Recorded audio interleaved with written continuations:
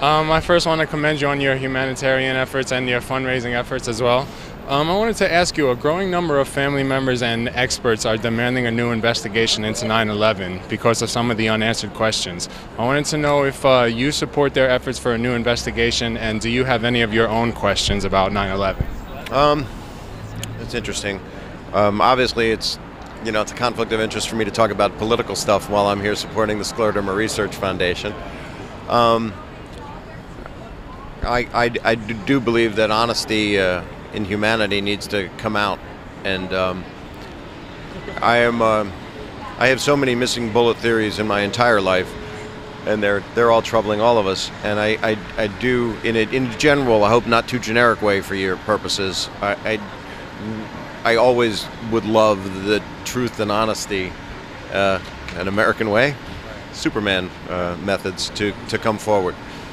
So I hope that's not too.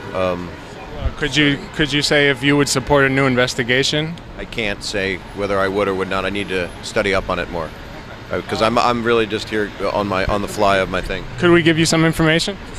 Sure. May I give you this, and then I'll get it later? Sure. Yeah, great. This is a documentary with the victims' family members, rescue workers, and survivors calling for a new investigation. I admire your dedication. Well, thank you so much. And I'm sorry I can't give you a thing. I need to study before I talk as stupidly as I always have. I totally understand that.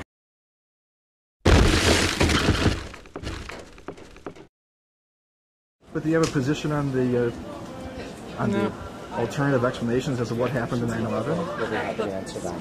Otherwise, they will use it. Anyway, it's a great book. Thank you for asking.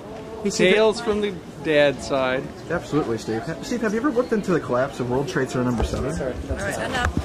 Steve? That's enough.